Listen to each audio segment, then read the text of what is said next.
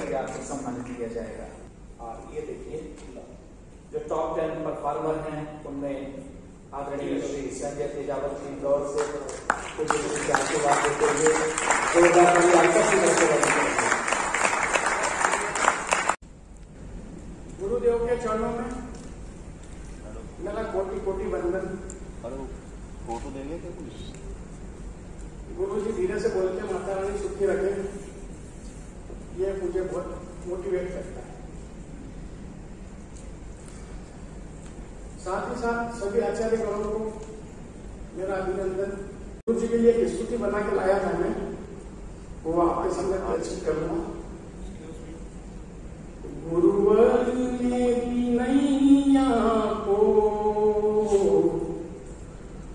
तुम पार लगा देना, अब तक तो निभाया है, आगे भी निभा लेना। मझधार मेरी नैया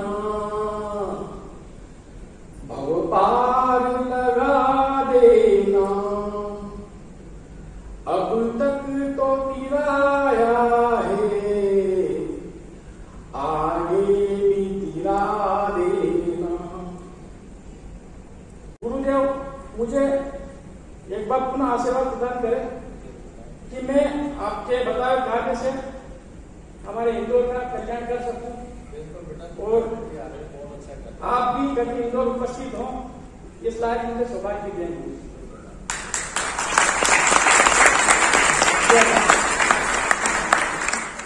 नमस्कार, आप देख रहे हैं घमासान.com। मैं हूं आपके साथ दीक्षा भानुप्रिय। आज हम मौजूद हैं संजय ज्योतिष विज्ञान केंद्र में और हमारे साथ यहाँ पर आचार्य संजय जी मौजूद हैं।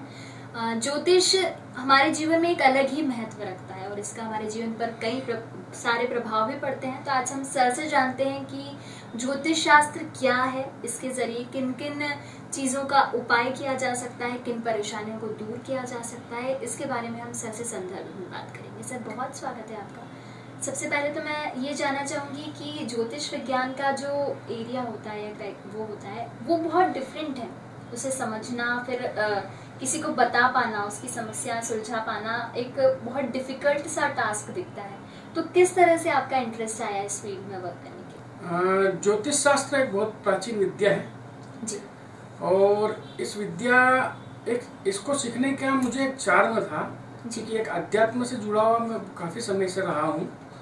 और मैं गुरुदेव वशिष्ठ जी की जन्म कुंडली जब मैं बना के लाया था मेरी खुद की, उसमें मैंने जब देखे मेरे योग बहुत सारे मिलते थे, तो लाल किताब ज्योतिष विद्या में मेरा काफ़ी रुचि बढ़ी और धीरे धीरे मैंने इसका पूरा कोर्स गुरु जी के साथ ही सीखा और इसके बाद में मैंने पूरे इंदौर में इसका काम गुरु जी के माध्यम से लिया है। और ज्योतिष शास्त्र जो कि जन्म कुंडली के आधार पर ही हम लोग देखते हैं। सर, ज्योतिष विज्ञान को अगर हम आसान शब्दों में समझना चाहें, जैसा कि आपने बताया कि लाल किताब का जो ज्योतिष शास्त्र है वो पुराने समय से चला आ रहा है, तो आसान शब्दों में अगर हम दर्शकों को समझाना चाहें कि क्या होता है? ज्योतिष शास्त्र देखा जाए ना तो एक तरह से आपका आध्यात्मिक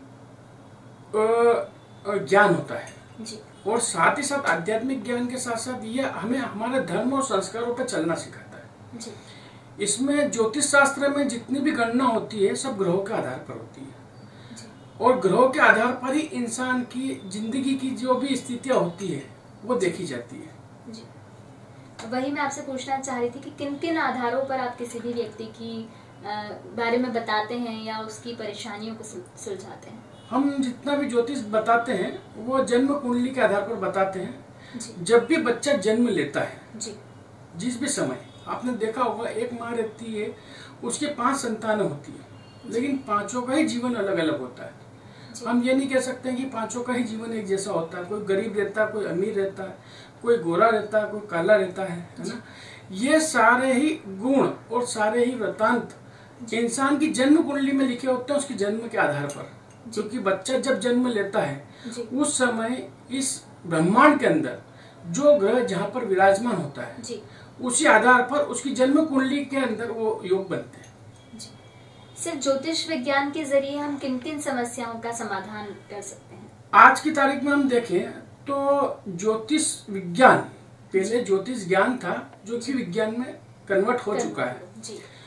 हम देखते हैं कि कई लोग हमारे पास में संस्थान पर आते हैं, जी। कई परेशानियां लेकर आते हैं जी। कि गुरुजी आज हमने मकान भी लिया है तो हम उसमें सुखी नहीं है। आपकी जन्म कुंडली में मकान का योग नहीं है तो आप उसमें जाकर भी दुखी होगे। कई स्थितियां परिस्थितियां बदल जाती है। कई बार हम देखते हैं कि इंसान बहुत पढ़ाई लिखाई कर लेता है, है ना, पढ़ाई लिखाई करने के बाद में भी उसको उस पढ़ाई लिखाई का लाभ नहीं मिल पाता है, क्योंकि गुरु चंडाल योग जब जन्म कुंडली में होता है तो इस प्रकार के जब योग बनते हैं तो वे योग इंसान को पढ़ा लिखा तो बहुत देते हैं, लेकिन उस पढ़ाई लिखाई से वो लाभ अर्जित नहीं कर पाता है। इसी प्रकार हम देखते हैं कि कई बार इंसान बड़ी बड़ी फैक्ट्री डाल लेता है, बहुत बड़े बड़े काम कर लेता है, लेकिन कर्ज तले दब जाता है। ये सारे योग जन्म कुंडली के अंदर होते हैं और वो योग के कारण ही इंसान को दुख भोगना पड़ता है। ये सारे योगों को ठीक करने का माध्यम आज की तारीख में ज्योतिष विद्या है। लाल किताब ज्योतिष विद्या और उसके जो उपाय हैं बहुत छोटे छोटे होते हैं। आप जब उन उपायों को करते हैं तो धीरे धीरे धीरे धीरे आपके जीवन में परिवर्तन आना शुरू हो जाता है। जी, जैसे सर आपने बताया कि कई परेशानियां होती हैं व्यक्ति के जीवन में। आपने कहा कि पढ़ बहुत जाता है लेकिन कुछ कर नहीं पाता, कुछ किया लेकिन अच्छा बिजनेस नहीं चला। वैसे ही कुछ दोष भी होते हैं जिनकी बात की जाती है, पितृ दोष है या काल सर्प दोष जैसी चीजें भी होती है। ऐसे कई दोष हैं, तो ये किस तरह से व्यक्ति के जीवन को प्रभावित करते हैं और इन दोषों के आने का क्या रीजन होता है, किस वजह से? देखिए, जन्म कुंडली में काल सर्प दोष जो होता है उसको हम काल सर्प योग बोलते हैं। जी। यह योग जब होता है जब राहु और केतु इनके सामने, मतलब समझे अपन जो 12 खाने होते हैं जन्म कुंडली के, उसमें राहु और केतु के एक तरफ सारे ग्रह आ जाते हैं, तो इस प्रकार का एक योग बनता है जिसे हम काल सर्प योग कहते हैं। ठीक है, काल सर्प योग की कई लोग पूजा भी करते हैं, लेकिन इससे भयभीत होने की जरूरत नहीं होती। कुछ उपाय करने के बाद में काल सर्प योग के बाद से आदमी अपनी जिंदगी को ठीक कर सकता है। काल सर्प योग का जब तक उपाय नहीं होता है, जब तक इंसान की स्थिति ऐसी रहती है कि हम कई बार देखते हैं कि हम कई विद्वानों के पास जाते हैं, पंडितों के पास जाते हैं या ज्योतिष के पास, आचार्यों के पास जाते हैं, वे लोग एक ही बात बोलते हैं, आपकी जन्म कुंडली बहुत सुंदर है, बहुत अच्छी है, लेकिन वह इंसान स्वयं समझ पाता है कि उसने उसके जीवन में कुछ भी हासिल नहीं किया है। ये सब काल सर्प योग के कारण यह बुरा प्रभाव होता है कि जन्म कुंडली दिखती तो बहुत अच्छी है, कई ग्रह उच्च के रहते हैं, कई ग्रह अच्छी जगह पे विद्वान रहते हैं, लेकिन उसके बावजूद भी उसको लाभ नहीं मिल पाता। इसलिए उसको उपाय करना जरूरी है। पितृदोष जो रहता है वह जन्म कुंडली में आता है या तीसरी जनरेशन के ऊपर कभी भी आता है, उसमें पितृदोष का उपाय आप यदि करके चलेंगे तो भी आपके घर में सुख शांति की स्थिति बनी रहेगी। जी। उपायों की आपने बात की, तो किस तरह के उपायों से हम इन दोषों से बच सकते हैं, या ये कहें कि इनके जो प्रभाव हमारे ऊपर हो रहे हैं उनसे बचा जा सकता है? हम लोग लाल किताब जन्म कुंडली के आधार पर ही आपको उपाय देते हैं और आपकी जन्म तारीख, जन्म समय, जन्म स्थान, ये 3 चीजें हमें बहुत जरूरी रहती है और इसी के आधार पर हमारी वैशिष्ट ज्योतिष भी बनती है, लाल किताब ज्योतिष जन्म कुंडली बनती है और उस जन्म कुंडली के अंदर आपके आगे का प्रिडिक्शन होता है और साथ ही साथ उसमें उसके उपाय भी होते हैं। जी। एक सिंपल सा उपाय मैं आपसे पूछना चाहूंगी कि हर कोई चाहता है उसके घर में सुख समृद्धि बनी रहे, तो ऐसा कोई टिप है जो आप देना चाहेंगे ताकि व्यक्ति के घर में बरकत बनी रहे? मैं आज आपको एक बहुत ही सुंदर बात बताने जा रहा हूँ, दर्शकों को यह बात बहुत अच्छी लगेगी। वह सबसे बड़ी बात है कि हम 9 ग्रह जब भी देखते हैं तो 9 ग्रह होते हैं जिसमें सूर्य देव सर्वप्रथम जो रहते हैं उनको हम हमारे पिता का स्थान देते हैं। सूर्य देवता पिता होते हैं, चंद्र देवता माता होती है, मंगल देव भाई होते हैं, बुध देव हमारी बहन होती है और बृहस्पति हमारा खुद का ज्ञान होता है, शुक्र देव हमारा दाम्पत्य जीवन होता है, शनि देव हमारे कामकाज होते हैं और कामकाज पे जितने भी लोग हमारे अधीन काम करते हैं, जिनको हम हमारे सेवक कहते हैं, वे सेवक लोग शनि का रूप होते हैं। राहु केतु हमारा शरीर होता है एक तरह से। राहु केतु की जब भी युति किसी भी ग्रह से होती है तो वह ग्रहण योग लगता है। तो मैं सिर्फ आप लोगों तक यही बात पहुंचाना चाहता हूं, दर्शकों तक, कि वे लोग अपने घर में जितने भी सदस्य हैं उनसे तालमेल ठीक रखें। वे जब भी तालमेल ठीक रखेंगे उनके घर ठीक होंगे। हो सकता है कुंडली में सूर्य खराब हो और उनके पिता से बार बार खराबी के हालात बनते हो, क्योंकि पिता का कारक होता है सूर्य। लेकिन जब भी वो अपने पिता से अच्छे संबंध मेंटेन करके चलेंगे तो उनकी जन्म कुंडली में यदि अशुभ योग में भी सूर्य देव बैठे होंगे तो बहुत अच्छा परिणाम देंगे। साथ ही साथ इन सभी ग्रहों का हमारे परिवार के सदस्यों से बहुत महत्व होता है।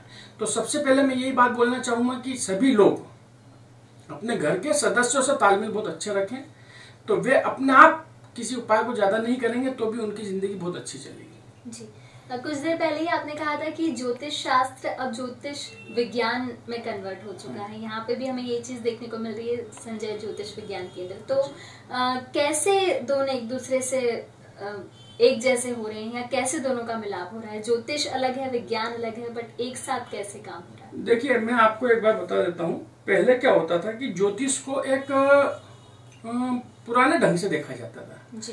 या कोई विद्वान भी होता था तो उसको ऐसा देखा जाता था कि भाई ये कोई भी आकलन के हिसाब से हमें बताते हैं जी। कि भाई ये होना है जी। ये होगा। लेकिन आज जो ट्रांसपेरेंसी आई है, आज हम इस स्थिति में पहुंच चुके हैं कि बर्थ लेने वाला जो भी बच्चा पैदा होने वाला है जी। सिर्फ हमें उसको बहुत ही शुभ मुहूर्त में इस दुनिया में लाना है जी। यह सबसे बड़ी उपलब्धि है ज्योतिष विज्ञान की। यह गुरुदेव वशिष्ठ जी की सबसे बड़ी उपलब्धि है और ये लाल किताब की सबसे बड़ी उपलब्धि है कि आप सबसे पहले ये देखें कि जो बच्चा जन्म लेने वाला है वह अच्छे समय में यदि जन्म लेगा तो उसके रिजल्ट इतने अच्छे आएंगे कि उसके माता पिता भी सुखी हो जाएंगे। क्योंकि जिस बच्चे के योग ग्रहों ने, नक्षत्रों ने ये लिख दिया कि इस बच्चे को चांदी की कटोरी में ही दूध पीना है या चांदी के चम्मच से खाना खाना है, तो उसके पिता को अपने आप धनवान होना ही पड़ेगा। ये एक बहुत बड़ा योग है जो कि निकाला है ज्योतिष विज्ञान के आधार पर। तो किस तरह से इस पर कोई वर्क कर सकता है, जो बता रहे हैं? इस पर वर्क ये होता है कि हमारे यहाँ पर यदि कोई संस्थान में आता है जी। या किसी को प्रेगनेंसी होती है या कोई ऐसा इंसान होता है जिसको डिलीवरी होना होती है किसी दिन में, तो हम उसको एक प्रॉपर समय निकाल कर देते हैं। उस प्रॉपर योग में उस बच्चे का जन्म होता है तो अपने आप उस बच्चे की स्थितियां बहुत अच्छी होती है। साथ ही साथ आने वाले उसके घर की स्थितियां बहुत अच्छी होती है। आपने देखा होगा कि कई बार कोई संतान ऐसी जन्म लेती है जिसके जन्म के बाद से माता पिता बहुत दुखी हो जाते हैं। बहुत अच्छे अच्छे कामकाज माता पिता के चलते रहते हैं, माँ परेशान हो जाती है, अस्वस्थ हो जाती है, पिता के कामकाज खराब हो जाते हैं। ये उसी योग के कारण होता है। और इसी प्रकार यदि हम अच्छे योग में उस संतान की उत्पत्ति करेंगे तो उनके माता पिता की स्थिति अपने आप सुधर जाएगी। जी सर, आप काफी समय से इस फील्ड में वर्क कर रहे हैं, तो आपके अब तक के बेस्ट अवार्ड और अचीवमेंट कौन से हैं?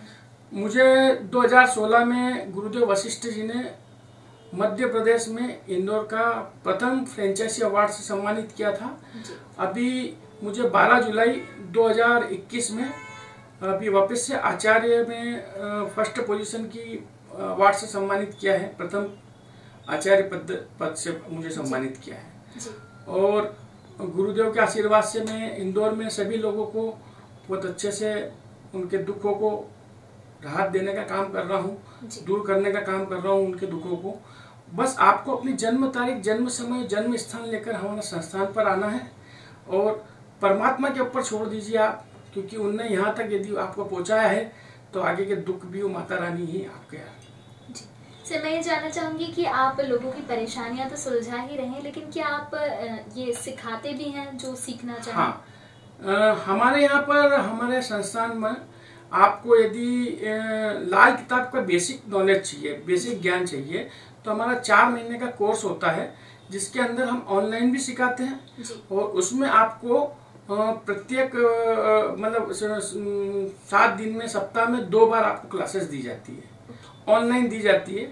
और उसमें आपको हर साप्ताहिक हमारा टेस्ट होता है जिसमें हम बेसिक नॉलेज देते हैं। इस नॉलेज के आधार पर आप अपनी स्वयं की कुंडली भी देख सकते हैं, साथ ही साथ उस बेसिक नॉलेज पर आप दूसरों का भी दुख दूर कर सकते हैं। जी, अगर आपसे कोई कांटेक्ट करना चाहता है या कोई समस्या है जिसका वो उपाय चाहता है, तो किस तरह आपसे कांटेक्ट कर सकते हैं? आप हमारे संस्थान पर या तो आए, जिसमें दोनों ही एड्रेस हमारा मेंशन है, और साथ ही साथ आप अपॉइंटमेंट लेकर ऑफिस में आए और आप टेलीफोनिक भी यदि चर्चा करना चाहते हैं तो आप हमारे लिखे हुए नंबर पर कॉन्टेक्ट कर सकते हैं। सर, जाते जाते दर्शकों को कोई एक अचूक सी चीज बताना चाहेंगे आप, जिससे वो हमेशा खुश रह सकें? और आज मैं आपको सिर्फ इतना ही मैसेज दूंगा कि आप जहां तक हो सके आप अपने धर्म और संस्कारों पर चलें, रीति रिवाजों को पुराने किसी भी प्रकार से ना छोड़ें। जो आपके माता पिता आपके रीति रिवाज बता के गए हैं आप उन्हें पूरा करते रहें, अपने कुल देवी देवताओं की सेवा करते रहें और साथ ही साथ माता पिता की जितनी आप इज्जत करेंगे, बड़ों की जितनी आप इज्जत करेंगे, आपके जीवन में आपको इतना ही ज्यादा सम्मान और प्रतिष्ठा प्राप्त होगी।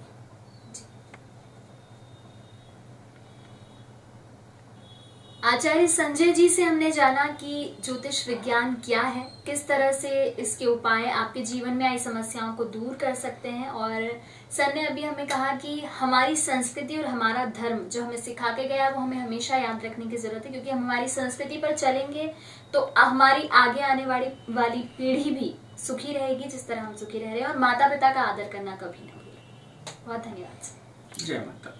Subscribe our channel and press the bell icon for more updates.